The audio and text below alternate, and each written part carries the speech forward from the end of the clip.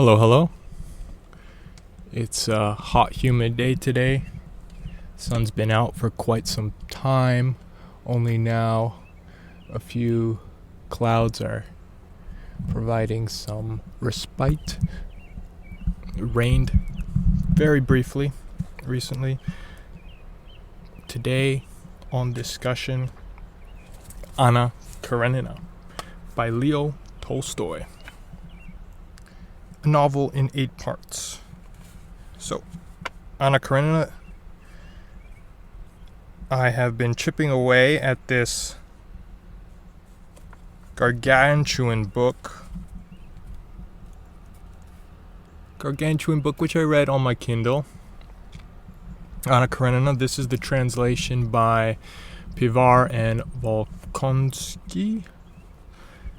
This is, I think, the most modern translation, the most recent translation of it, and it's quite a fast-paced translation. I would say it's quite immediate. I did read War and Peace, most of it through this translation by Pivar and Volkonsky as well. They're quite famed translators in for Russian literature.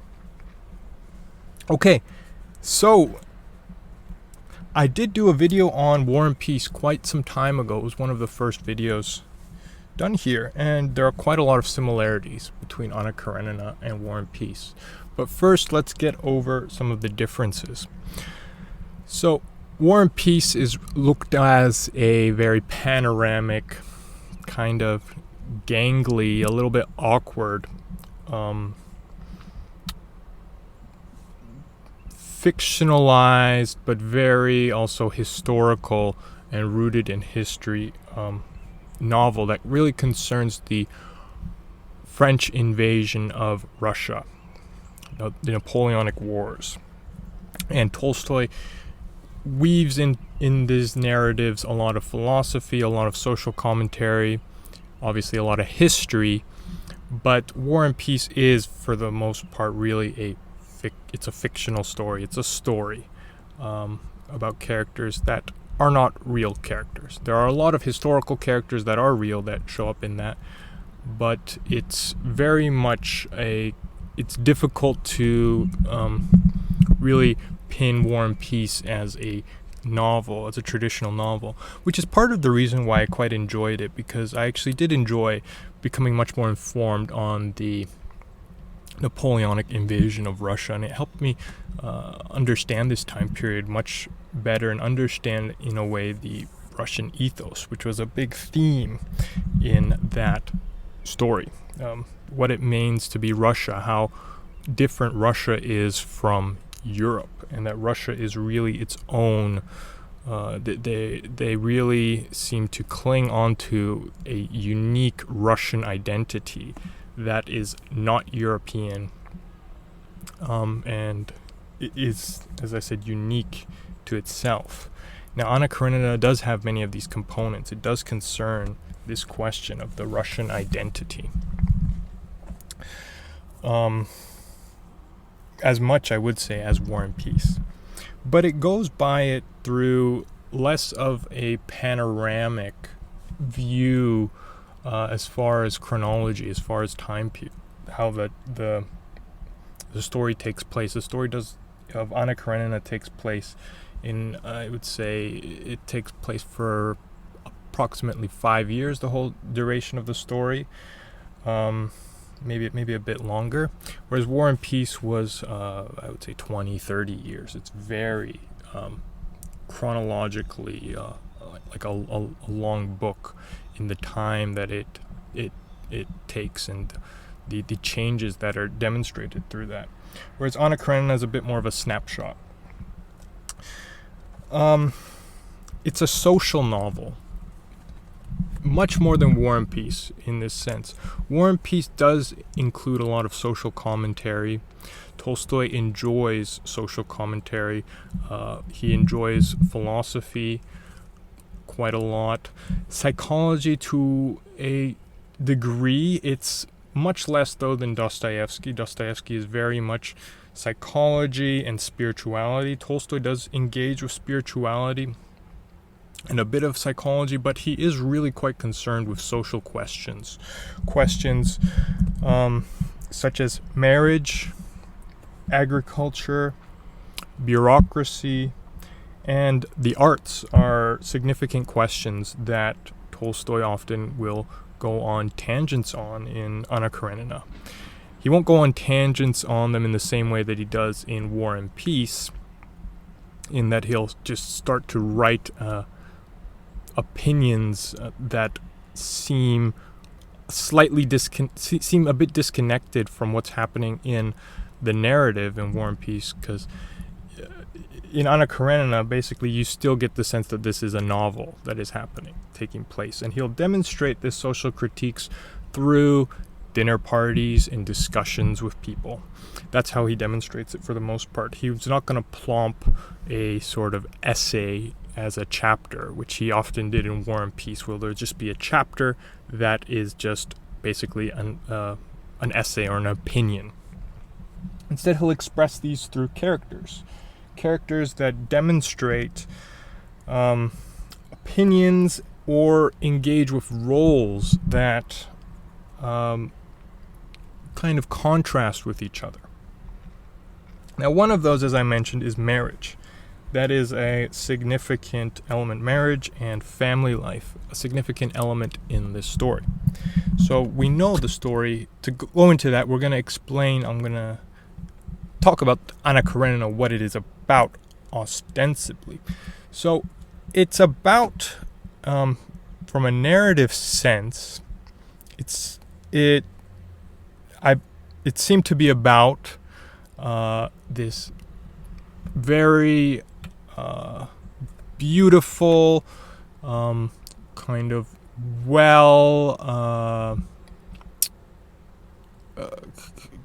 high society, well-respected woman called Anna Karenina. And she's well-respected. The story starts with her brother, Stiva Arkadievich, who's also quite well respected, and he's quite embedded in the bureaucracy of Russia, and he's kind of an interesting character. I'm sure there's a lot of people that might take umbrage with his character and dislike his character, and I think that Tolstoy deliberately made him not necessarily dislikable, but he's very frivolous, it feels, which is a bit charming in a way. Like, he just kind of goes through life, has things handed to him, is very socially adept. And that's Anna Karenina's brother. And the narrative starts with him. He has problems within his family because he is a cheater. He cheats on his wife quite often. And this becomes known. The wife figures it out, and there's a lot of tension between their relationship. You wonder if their relationship is going to last. And Anna Karenina is kind of the steady, stable figure that kind of mends the bonds between Stiva, her brother, and Dolly, who is Anna Karenina, who is also quite an important character. And she kind of mends the relationships between them both. And this kind of foreshadows a few things that happen in the narrative. Now, Anna is married to Alexei Karenin. Alexei Karenin. And he's much older than her. He also is quite embedded in the bureaucracy, but he upholds, in many ways, very conservative, traditional values. He essentially is a very steady Eddie, stable guy, great job. He is climbing up the ranks in Russian bureaucracy. He doesn't really have any incredible, you would say, negative flaws to his character for the most part, other than he can be a little bit spiteful and petty which is demonstrated later on in the narrative, but it's understandable why he demonstrates that in a way. He has very strong convictions, and he's quite religious as well. Now, Anna, as many know, she starts to engage with an affair with the young and dashing Vronsky. Vronsky is a young military officer. He's quite promising. He comes from a pretty decent family. A family, though, that is... He has quite valuable assets in that he's dashing, he's brave, he's very charismatic. His family doesn't really come from incredible prestige, but he has a lot of potential to really rise up in the ranks in this Russian bureaucratic system. And he engages with an affair with Anna Karenina. And that's really how the main element of this story, where it, in some ways, not where the story begins, but really where the story starts to develop the main plot. And Alexei Karenin catches on with this after a long period. He tries to ignore it as best he can. He's very conflict averse. That's kind of one of the negative aspects of Alexei Karenin. He seems quite conflict averse, whereas Vronsky is a bit of the opposite. He's dashing. He's kind of in the moment, a little bit, not necessarily erratic. He's quite calm, but he's quite in the moment. Can be in some ways impatient and a bit emotional. And this kind of emotionality, Anna really, she kind of craves that.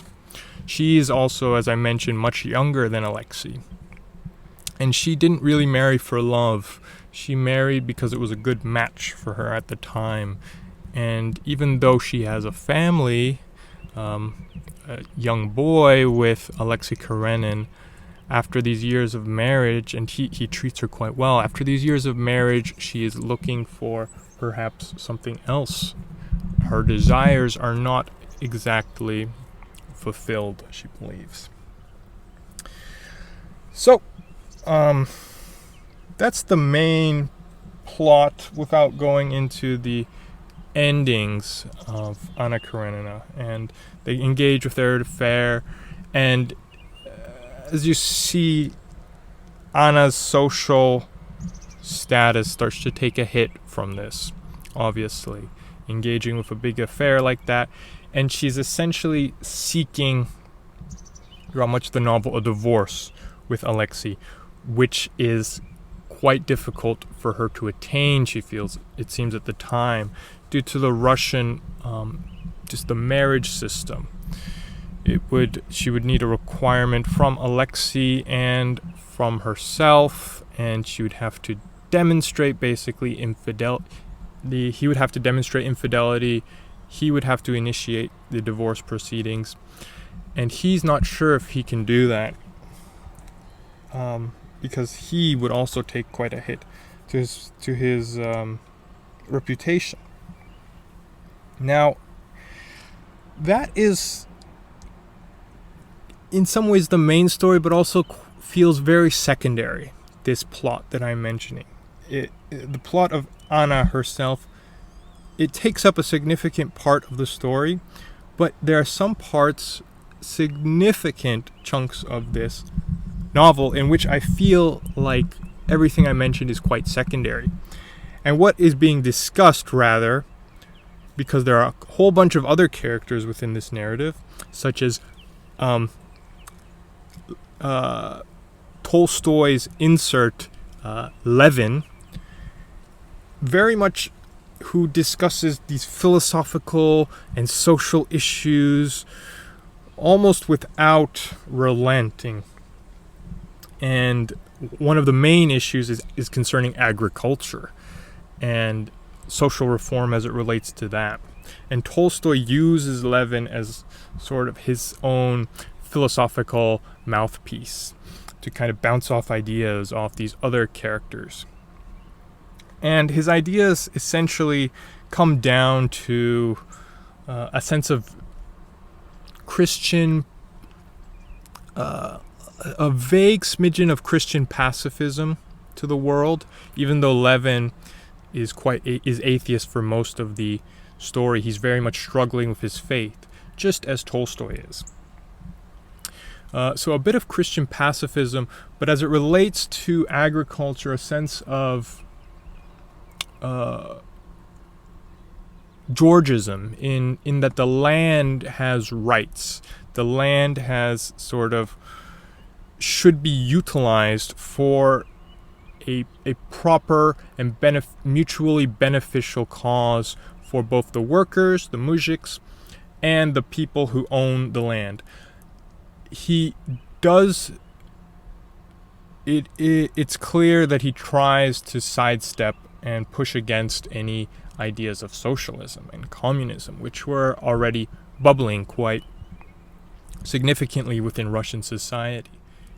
And some of these philosophical musings and these social musings, they are a bit tough for me to get through. I feel like it kind of bogs down the story, especially the middle portion of the story. And it does feel like Anna Karenina and her stories start to become secondary in this part to Tolstoy's musings through Levin. There is a critique of bureaucracy and its superficiality. It's very much demonstrated through the character of Stiva, as I mentioned. And also towards the end, the question of Slavophilia is brought up, which was the idea that the Slavic people a kind of pan-Slavic idea, that the Slavic people all have their own identity and they should bond together. And this idea, Tolstoy does try to push back against this slightly. He's a bit of a thinker that he doesn't outright completely reject many of these popular ideas, but he critiques them and questions them. And he recognizes that there is a sense of often validity or something that they're getting at, but he doesn't want to succumb to a complete social movement or social idea. Tolstoy very much gives the impression through Levin that he wants to guard his identity and his own opinions, and he doesn't want to be caught up in these social movements. And Slavophilia was very much a big element in the Russo-Ottoman War, which gets spoken about towards the end of the narrative. This was a war in which the Russian Empire essentially helped liberate Romania from the Ottoman rule. And those discussions Tolstoy tries to push back a bit against the idea of why are we really going to war for this? Is this something that should be perpetuated and continued on? And I think that Tolstoy sees an issue in these continuations of war just through an ideology. He's very critical of that, as he was in War and Peace. And he recognizes that while there may be atrocities that are done, say by the Ottoman people to the Romanians, to attach oneself to an idea of sort of a Slavic liberation can have negative consequences. This novel, I definitely enjoyed some parts of it. I didn't enjoy it as much as I would have. I didn't really enjoy many of the philosophical musings too much. I thought it was, and I thought sometimes it was a bit slow, especially the middle section. However, the ending I quite liked. Portions of the beginning were quite great as well. And Tolstoy's a great writer when it comes to social situations. Yeah, and that's this story. Take care.